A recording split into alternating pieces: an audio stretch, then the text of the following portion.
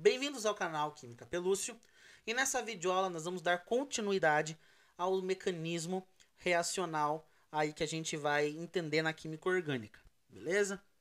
O que acontece? Na última aula nós vimos que uma cisão homolítica, aquela cisão equitativa, que cada um fica com um elétron desemparelhado, vai formar uma espécie chamada radical livre, aonde ela é instável. Esse radical não gosta da situação que ele está vivendo e ele vai buscar fazer um ataque radicalar, certo? Ele vai buscar atacar uma outra molécula e quando ele ataca essa nova molécula, ele emparelha de novo o elétron que estava sozinho, certo?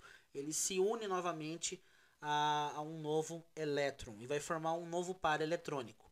Só que tem uma consequência. Quando um radical ataca uma molécula, ocorre a formação de um novo radical livre. Porque quando um radical ataca, ele provoca uma cisão homolítica nessa molécula, formando um novo radical livre. Beleza? Agora aqui, gente, a gente vai estudar a cisão, aonde não tem esse negócio não de cada um fica com um elétron, não.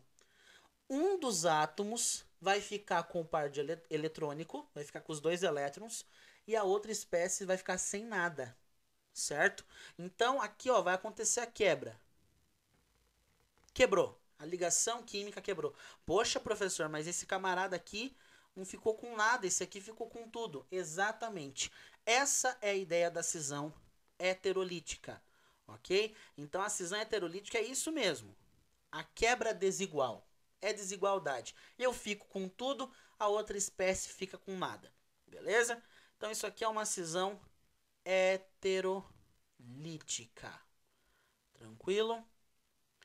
Então, um deles fica com tudo, o outro fica com nada. Com necas de tibiriba, professor. Necas de tibiriba. Exatamente. Então, aqui, ó, heterolítica. O que acontece, gente? A cisão heterolítica, ela vai me possibilitar entender dois tipos distintos de mecanismo, certo? Então, essas duas espécies formadas vão dar origem a dois tipos de mecanismo, beleza? Elas vão originar o que nós chamamos aí de mecanismo heterolítico, aonde eu vou ter uma espécie rica em elétrons, milionária, né, professor? Isso, rica. Rica de doer. Essa aqui é rica em elétrons, ok? Quem ficou com o par eletrônico está rico em cargas negativas, beleza? Já esse outro que ficou com nada é pobre, pobre de elétrons, beleza? Então esse camarada aqui, ele é pobre, mas tá difícil escrever hoje aqui, viu? Tá pobre de elétrons, ok? Então uma cisão heterolítica vai formar dois camaradas, um rico em elétron, outro pobre em elétron. E qual vai ser a jogada aqui, professor? O que vai acontecer? Esses dois camaradas, eles vão fazer ataques opostos. Opostos ao que eles são. Como assim, professor? Quem é rico em elétrons sempre vai buscar atacar a região de uma outra molécula que seja bastante pobre. Capaz, professor, judiação, já está pobre, ainda vai sofrer um ataque de um rico? Exatamente. Quem é rico em elétrons vai buscar atacar uma região numa outra molécula que seja bem pobre de elétrons. Então, esse atacante rico aqui, ele está rico de cargas o quê? Negativas, certo?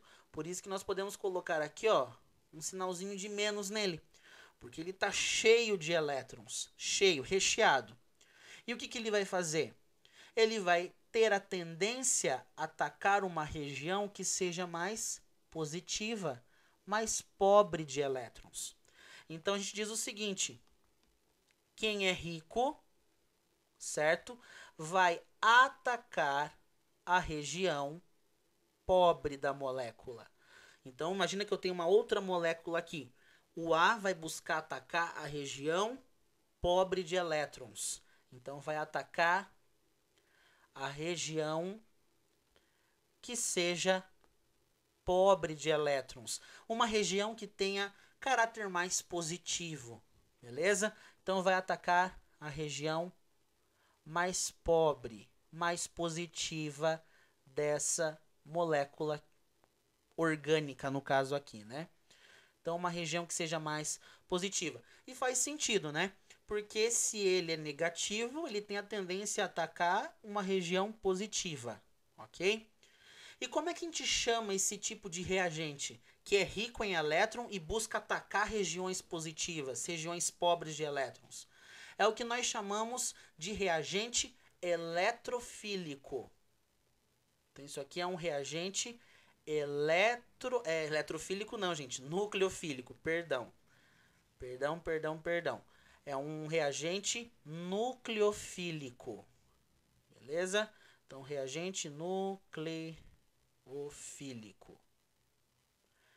Então, é um reagente que é rico em elétrons e ele vai buscar atacar uma região que seja pobre de elétrons, ou seja, que tenha caráter mais positivo, uma carga um pouco mais positiva. Esse nome nós damos então de reagente nucleofílico, ou também de nucleófilo, tranquilo? Então, isso é o que nós chamamos. Vai gerar então aí um mecanismo nucleofílico. Então, ataques nucleofílicos são ataques de espécies ricas em elétrons nas regiões mais pobres de elétrons, beleza? E o pobre, professor, o pobre em elétrons, o que ele vai fazer? Ele vai atacar a região rica, ele não é bobo nem nada, né? Então, o pobre vai atacar a região que é rica, certo? Ele é pobre, ele vai buscar atacar a região rica, obviamente.